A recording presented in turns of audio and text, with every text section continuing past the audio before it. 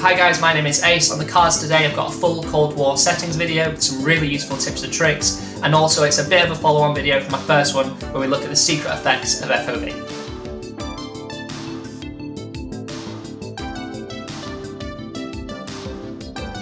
So what a lot of people don't know, guys, is that if you press the start button and scroll down 4 times, you can actually press on something called settings.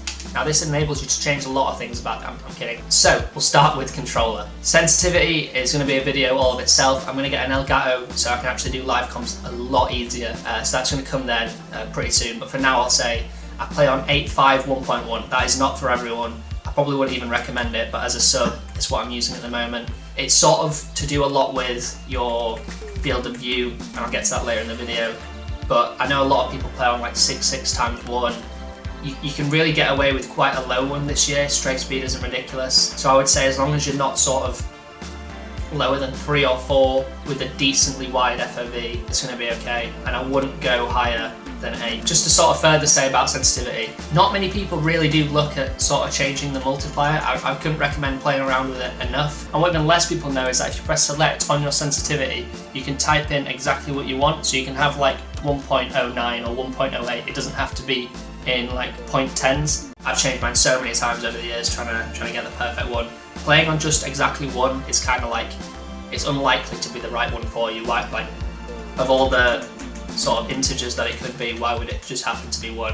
Maybe 8 times 1, for example, is perfect for you, but play around with 0.9 if you haven't already. Play around with 1.4 on a 3, I don't know. Once again, video coming soon. Button layout, this one's kind of situational based on what sort of like controller and stuff you have. I've got an Elite controller, so it's got paddles. If you've got like a scuff or anything like that, that's going to have paddles, so you can sort of pick and choose as you want. So I'm on default, but if you don't have that, playing tactical can make slide cancelling a lot easier. Use the right stick, or using bumper jumper is what I used for years. Especially on like games like Black Ops 3, which was really jumpy anyway. That worked well. So if you haven't got paddles or a fancy controller, bumper jumper or tactical make it a lot easier.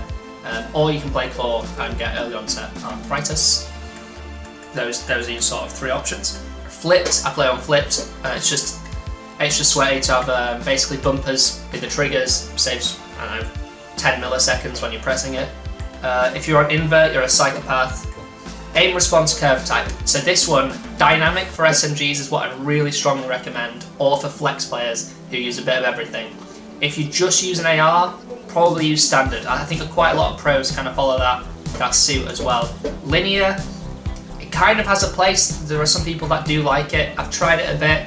I think if you play quite a low sensitivity, playing linear can sort of speed it up and make it more fluid. So if you do that, linear, but I would recommend dynamic for anyone who isn't just an AR.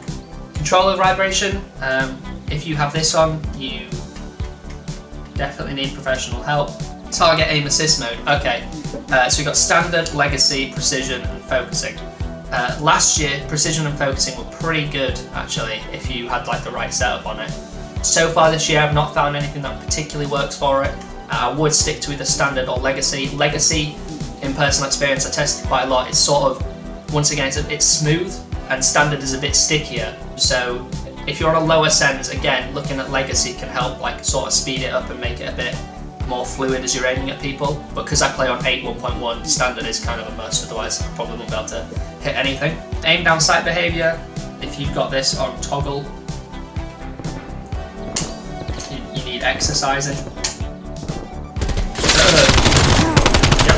You can't fucking aim out, it's just worse in every way. Hold. Right stick min input threshold, this is personal preference. I've tried it on 0, I've tried it on 10.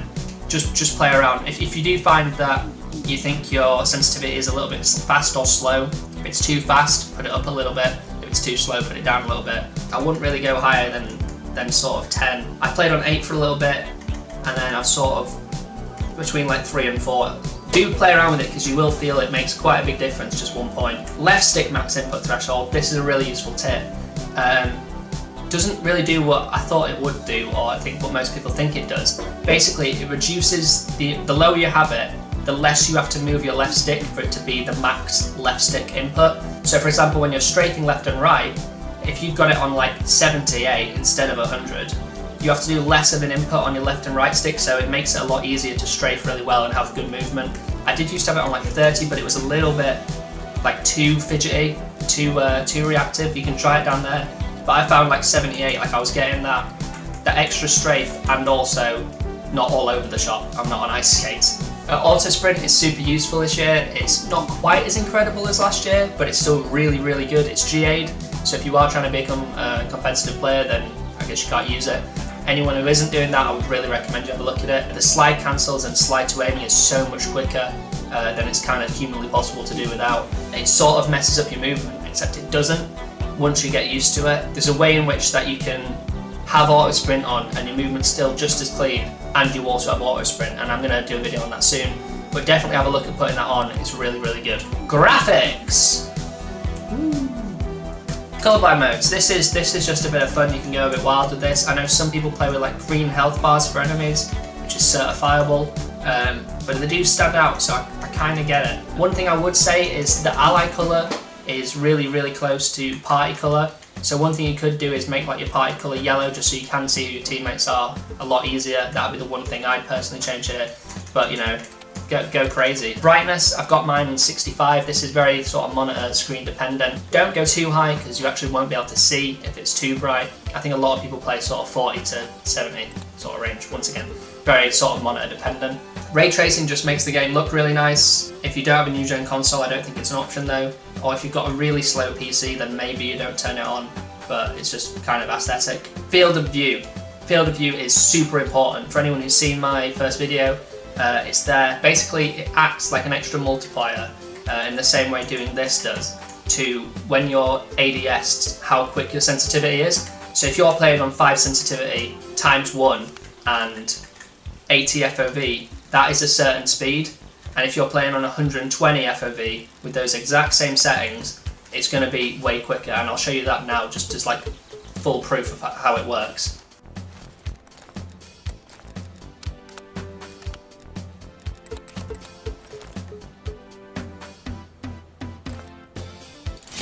So as you've seen, FOV makes a huge difference. I play on 97, I've kind of gone between like there and 93.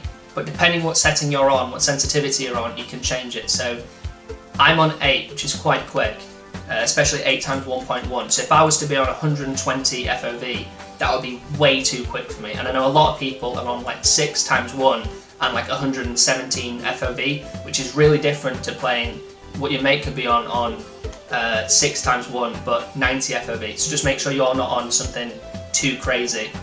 Once again, the lower the FOV, the slower the sensitivity, the higher it is, the faster the sensitivity, and each point makes kind of a nice difference. I'm going to make a full video on this really soon, as I said before, but for now, like, hopefully that really helps. So now onto ADS field of view. This is a bit of a weird one. Basically, independent will set you with the same FOV as if you're on 80, which is the base one of the game. That's what it like starts at, I think, or that's what it considers to be the base one. So if you're on 120 FOV and you put yourself on independent, you're going to give yourself a migraine because it's like super zooming in and out when you press it. But if you're on say 90 and you play on independent, it's not too jarring. So I know a few people kind of use it to sort of play with an AR and be able to see like people who are further away a little bit easier. I would recommend going with affected though, because it's more versatile, and also when you're actually aiming in, you can just see more than you could do with independent. Motion blur, I think most people have this disabled, especially if you play the game a lot. Like if you're playing League Play or anything competitive, you definitely want it disabled. I know some people do like enabled, but if you like being able to see, I would recommend having that off. Audio, there's quite a lot here. The kind of important ones are that your music's turned down, keep master on 100, and keep your sound effects. That's your footsteps, that's your gunfire, that's what's helpful. The presets, I think high boost is meant to be the best. Some people do play like super bass boost, and some people even play headphones, but personally I found high boost is the best for like sound whoring, be able to hear footsteps and everything. Subtitles, I have this off, but some people do use it. I think it's quite a good tip, because if you have it on and you sort of in the middle of a gunfight, you don't realise like a streak is coming in, it tells you like what the announcer says, so having that on can be really helpful. I just don't, but have a look into that. It's quite good like extra information that you can sometimes miss. Hit marker sound effects, I would not recommend changing. Turning it off is really bizarre. How bizarre? How bizarre. Crosshairs, if you're a little bit of a masochist, you can turn that off. I definitely wouldn't.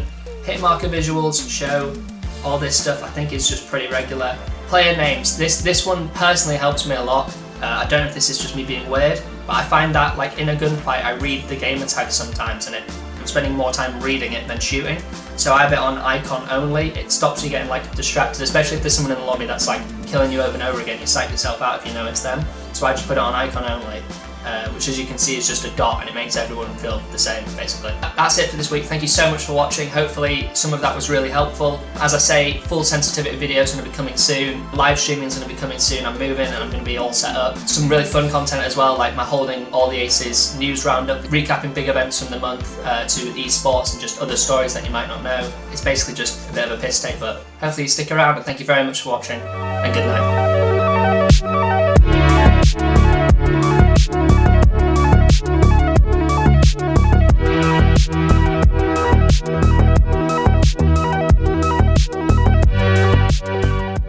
This is 60 FOV, no crosshair, no hit marker sound, no damage. Ah!